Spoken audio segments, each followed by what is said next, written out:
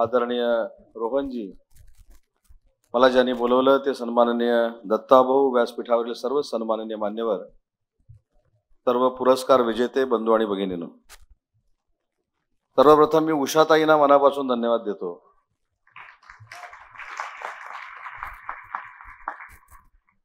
याचं कारण शेवटचा पुरस्कार होऊन जो पुरस्कार देतोय त्याच्या भाषणापर्यंत थांबलेले आहेत, त्याच्याबद्दल त्याचं मनपूर्वक अभिनंदन करतो. कारण शेवटचं भाषण करायचं म्हटल्यानंतर किती अनंत अडचणी असतात हे मला माहिती आहे.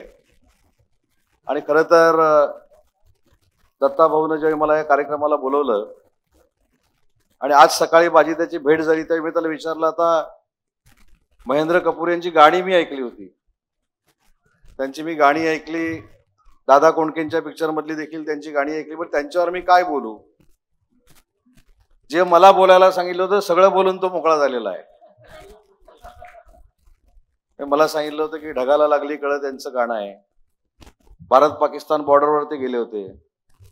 मी अशी तयारी करून आलो होतो की मला तेच बोलायचं आहे, पण पहिल्यांदाच त्यानं सगळं बोलून घेतलं. पण त्याच्या मानसिकतेला मी दाद देतो. मी ज्यावेळी शाळेमध्ये होतो तर माझं काहीतरी चुकलं म्हणून शिक्षकांनी मला 21 उठाभाषा काढायला लावल्या होत्या. त्याच्यापेक्षा जास्त उठाभाषा दत्तानं मला काढायला लावल्या.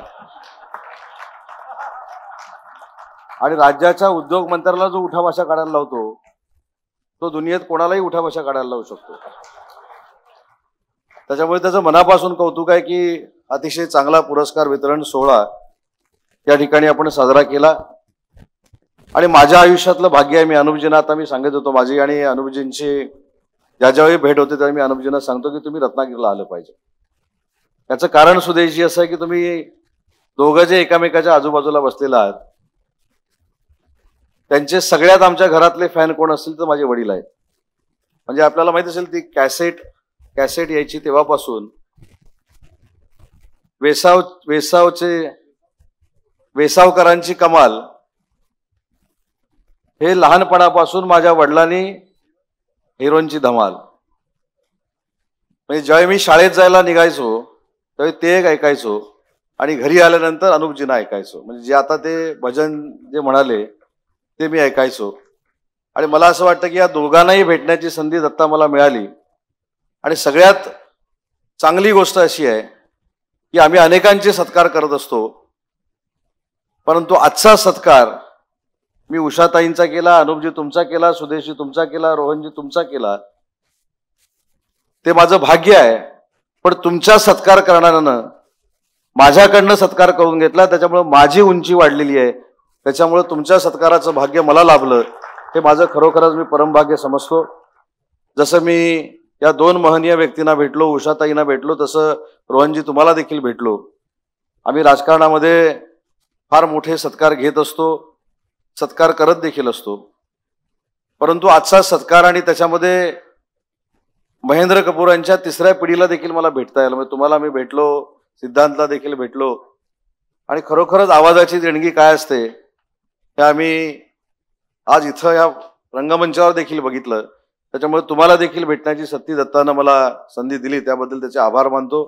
ज्यांना ज्यांना पुरस्कार मिळालाय त्यांचं मनापासून कौतुक करतो. त्याच्यामुळं मानपान, आता अनुपजी समोर असताना कसला मानपान, ते तर एवढे मोठे आहेत, सुदेशजी एवढे मोठे आहेत.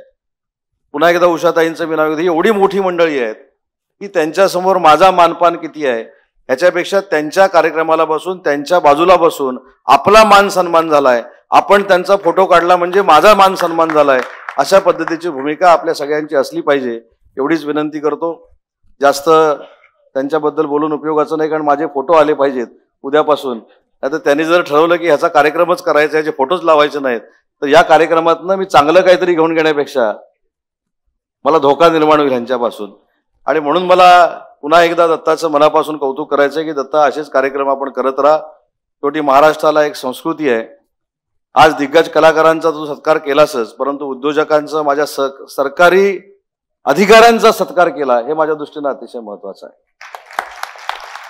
कारण सरकारी कर्मचारी हा कायमस्वरूपी आरोपीच्या पिंजऱ्यामध्ये आम्ही उभा करतो. चांगलं झालं तर ते पुढाऱ्यांमुळे झालं आणि वाईट झालं तर माझ्या अधिकाऱ्यांमुळे झालं.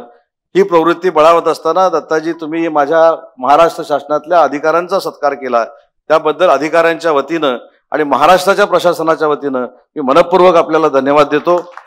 मला या ठिकाणी आपण बोलवलं, माझा आदर सत्कार केला, माझी निशाणी माझ्या हृदयावर तुम्ही लावली, त्याबद्दल मनापासून धन्यवाद देतो.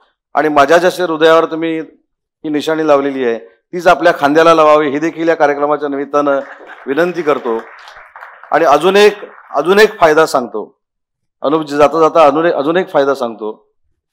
आज या कार्यक्रमाला मुख्यमंत्री महोदय येणार होते, आज या कार्यक्रमाला एकनाथ शिंदे साहेब येणार होते, आज या कार्यक्रमाला आशिषजी येणार होते आणि या कार्यक्रमाला मी देखील येणार होतो.